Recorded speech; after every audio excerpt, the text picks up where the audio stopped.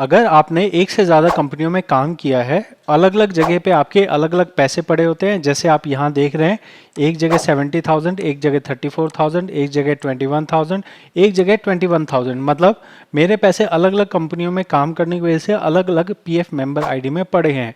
अब आपको इसे एक जगह कैसे लाना है, आज की इस वीडियो में मैं आपको 100% प्रैक्टिकल स्टेप बाय स्टेप जानकारी दिखाऊंगा। इसलिए आप इस वीडियो को कंप्लीट देखिए, मेरा परिचय जान लीजिए, फिर आप इस वीडियो को ज़्यादा भरोसे से देख सकेंगे। देखिए, मैं पीएफ का काम करता हूँ, मैं पीएफ कंसल्टेंट हूँ और यहाँ मैं किसी का फीस लेके काम कर रहा हूँ। जो मैं आपको यहाँ दिखाने जा रहा हूँ ये 100% रियल जानकारी है। एक्चुअल में 2024 में मैं ये कर रहा हूँ। ठीक है, आप समझिएगा सबसे पहले कुछ बेसिक चीज़ों को। सबसे पहले आपको ये समझना है कि आपका जब आप कोई एक जगह छोड़ रहे हो वहाँ पे एग्जिट डेट डलेगी। एग्जिट डेट डलने के बाद ही आप उसे ट्रांसफ़र कर सकते हो। अगर एग्जिट डेट नहीं डली तो आप ट्रांसफ़र फॉर्म नहीं भर सकते हो। ठीक है, तो जब जब आप नई जगह नौकरी करते हैं तब तब आपका जो पीएफ है पुरानी कंपनी का, उसे ट्रांसफ़र करके नई जगह पे लाना होता है। एक प्रोविज़न ये होता है जिसमें आपका ऑटोमेटिक ट्रांसफ़र हो जाता है, उसे ऑटो ट्रांसफ़र क्लेम कहा जाता है। ये ऑटो ट्रांसफ़र क्लेम आपकी नई ज्वाइनिंग होने के 1 महीने के अंदर अंदर लग जाना चाहिए। ये सिस्टम पीएफ ऑफिस वालों को अपने आप लगाना होता है, इसमें किसी का फिजिकल इंटरवेंशन नहीं होता है। अगर आपका ऑटो ट्रांसफ़र नहीं लग रहा है, फिर आपके पास ऑप्शन नंबर 2 आता है जिसमें आप मैनुअली उस ट्रांसफ़र फॉर्म को अपनी तरफ से लगाते हैं और उसी स्टेप को हम अभी करने वाले हैं। यहाँ पे आप अगर समझेंगे तो अभी जो मेंबर हैं वो करंट में इस वाली कंपनी में जॉब कर रहे हैं, सबसे लास्ट वाली कंपनी में, और ये पुरानी सभी कंपनियों का हमें सर्विस ऐड करके लास्ट में लाना है। यहाँ पे होगा क्या, इफेक्टिव तरीका क्या होगा? इफेक्टिव तरीका ये होगा कि इन सभी अकाउंट में ज़ीरो हो जाएगा और ये बैलेंस आके यहाँ पे ऐड हो जाएगा। मतलब यहाँ पे जो आप नीचे देख रहे हैं बैलेंस 148, ये 148 जो है वो यहाँ पे आ जाएगा। ठीक है, अब इसको करना कैसे है वो मैं आपके सामने यहाँ पे करने जा रहा हूँ। देखिए, इसके लिए आपके पास सबसे पहले होना चाहिए आपका UN number password. UN number password कैसे होता है, ये आप इस तरह करोगे। देखो मैं बिल्कुल ज़ीरो से अब आ गया। आप सबसे पहले करोगे मेंबर होम टाइप करना। ठीक है, यहाँ आपके पास ये वेबसाइट खुलेगी।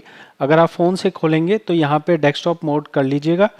ये वेबसाइट ऐसे फैल जाएगी। फैल जाने के बाद फिर आपको यहाँ यूएन नंबर पासवर्ड डालना है। मैं ये चीज़ें जो है लाइव कर रहा हूँ, तो आपको जो भी दिखेगा, जो ओटीपी आना दिखेगा वो सब लाइव होगा।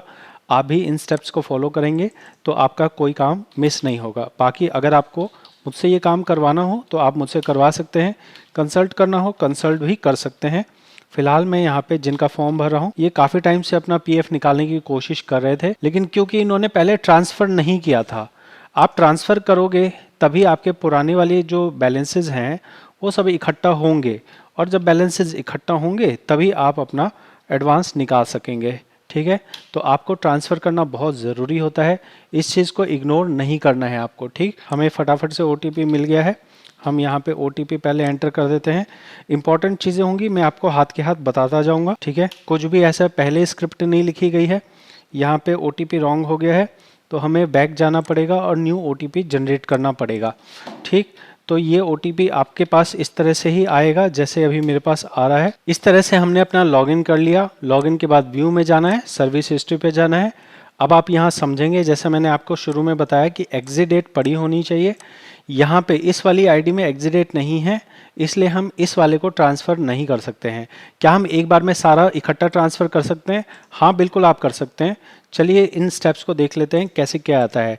इसके लिए आपको जाना है ऑनलाइन सर्विस में, वन मेंबर वन पीएफ में। देखिए इस फॉर्म में सारी चीज़ें भरी हुई हैं, सिर्फ आपको 2 चीज़ें भरनी है। 2 चीज़ें क्या भरनी है? सबसे पहले आपको ये सिलेक्ट करना है कि आपको इस ट्रांसफ़र रिक्वेस्ट को किस कंपनी के पास भेजना है।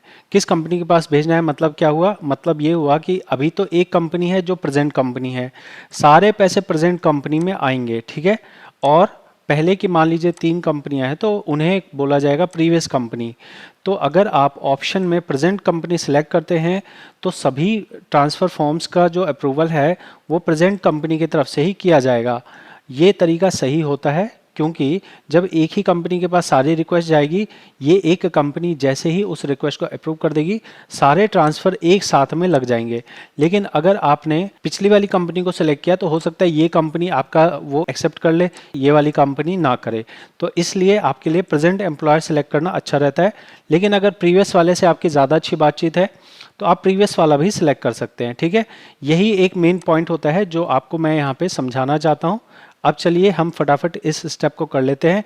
सारा फॉर्म भरा हुआ है, कुछ नहीं करना है, सीधे आपको इसे पकड़ना है और नीचे स्क्रॉल करके ले आना है। यहाँ प्रेजेंट एम्प्लॉयर मैंने सेलेक्ट कर लिया। यहाँ हमारा यूएन नंबर भरना है, ये यूएन नंबर देख रहे हैं, यूएन नंबर भरना है, गेट डिटेल करना है। गेट डिटेल करके आपको पुरानी कंपनियां आपकी आ रही होंगी, पुरानी कंपनी आप सिलेक्ट कर लेंगे। ऊपर मेंबर नेम पे सिलेक्ट करेंगे, यहाँ पे करेंगे गेट ओटीपी करेंगे। ठीक है, कुछ ऐसा फॉर्मूला समझने वाली बात नहीं है, सिंपल सा आपका एक ओटीपी जाएगा। ओटीपी आप जो है यहाँ पे ओटीपी एंटर कर देंगे। ये फॉर्म इंस्टेंटली आपकी कंपनी में, जैसे आपने प्रेजेंट कंपनी सिलेक्ट किया है, प्रेजेंट कंपनी के पास चला जाएगा। अब इसे आपको किसे इन्फॉर्म करना है, मैनेजर को करना है या एचआर को करना है। तो ये जो प्रोसेस है ये एचआर की तरफ से किया जाता है। आप इसे फॉर्मल तौर पे जो पीडीएफ जनरेट होगी उसे अपने एचआर को भेज देंगे और एचआर को भेजने के बाद फिर वो एचआर अपना इसको अप्रूव कर देगा। अप्रूव करने के बाद वो चीज़ें आपको दिखने लगेंगी। ठीक है, अभी आप ये देख रहे हैं, इतना इजी था। यहाँ पे हमारे 3 फॉर्म्स बन गए हैं। आप इसे यहाँ से भी डाउनलोड कर सकते हैं 1 बाय 1।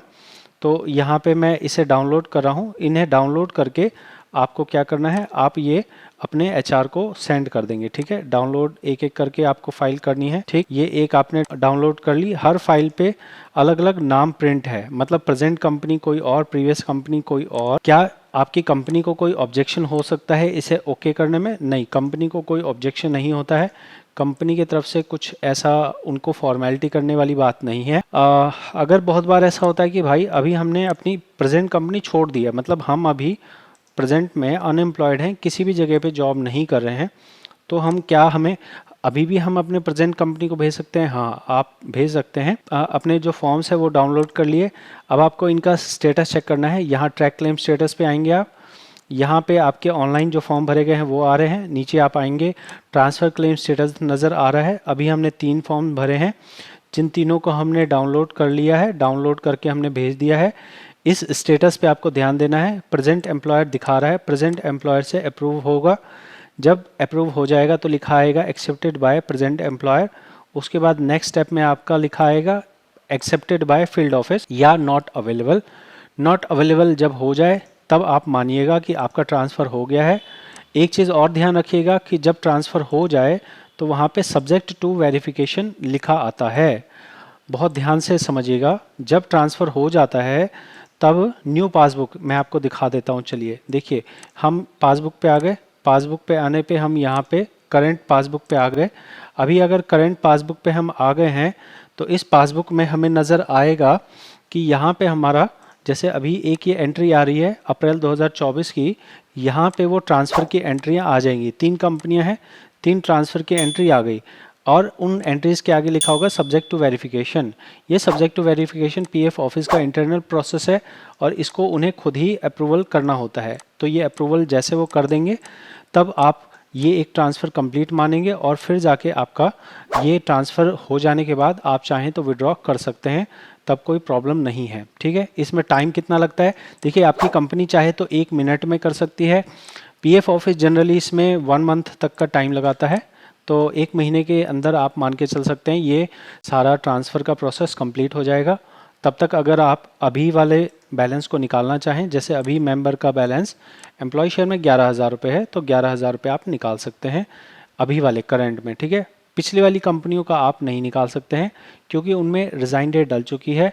रिज़ाइन डेट डलने के बाद फॉर्म 31 नहीं भरना चाहिए, आपको सिर्फ ट्रांसफ़र करना है। ट्रांसफ़र करके जब करंट कंपनी में आ जाए तब आप उसमें से अमाउंट विड्रॉ कर सकते हैं। मैंने आपको पूरे प्यार से, पूरी ईमानदारी से समझाया है।